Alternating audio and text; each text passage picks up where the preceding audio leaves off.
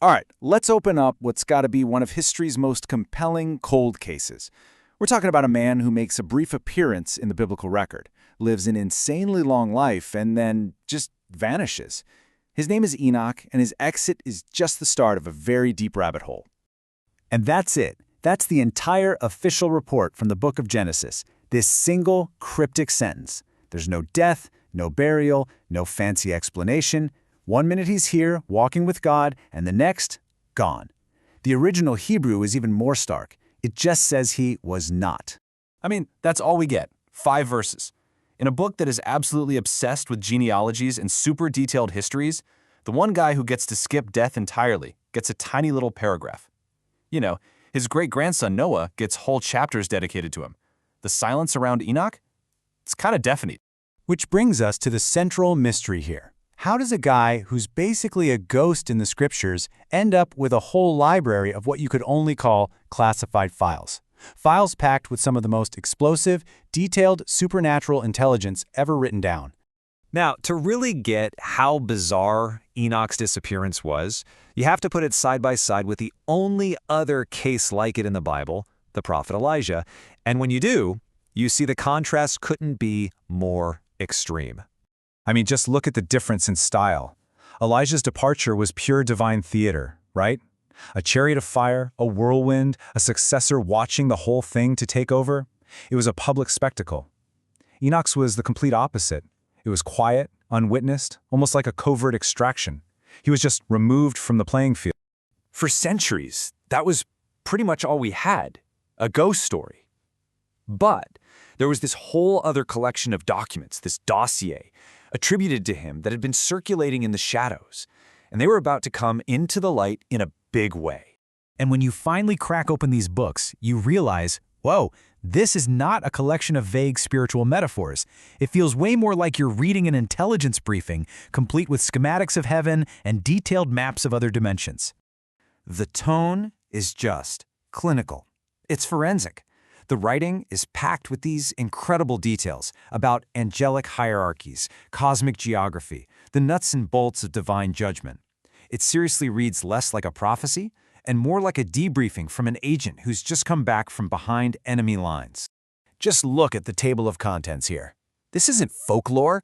It's an organizational chart for heaven. It's a map of the cosmos. And most importantly, it's a detailed charge sheet against a conspiracy of rogue divine beings called the Watchers.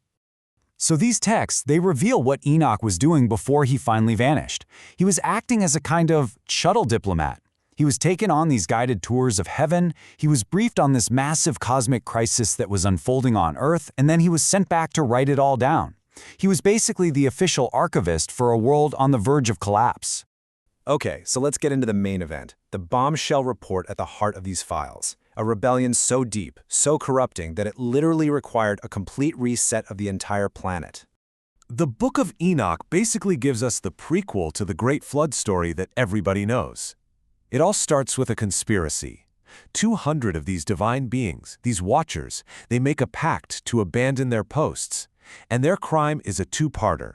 They start interbreeding with human women and to begin trafficking in forbidden technologies, pushing human development way too fast in all the wrong directions.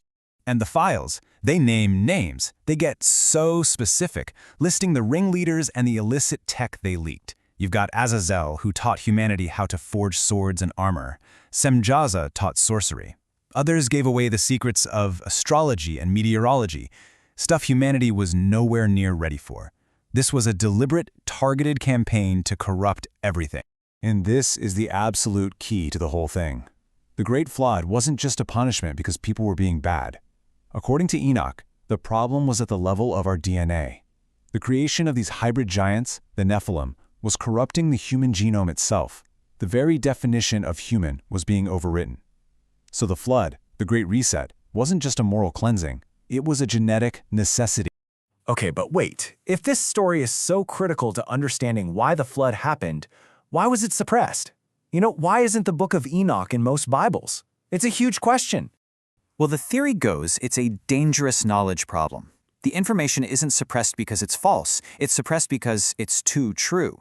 These files document the rebellion in such detail, they name the players, they describe the methods, that in the wrong hands, a warning about supernatural crime could very easily become an instruction manual for how to do it yourself. And you can actually see evidence of this caution. New Testament writers, like Jude, they quote directly from the Book of Enoch. So they obviously knew it, and they treated it as legit.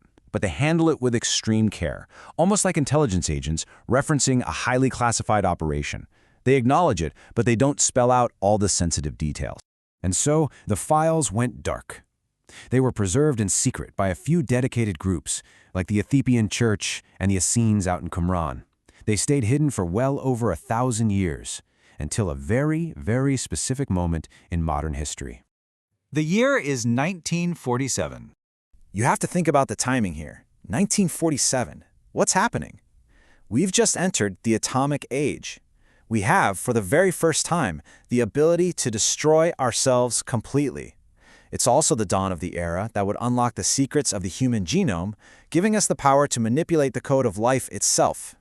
The files came back out, right when we were rebuilding the exact same capabilities of the pre-flood world. The parallels are, well, they're kind of chilling.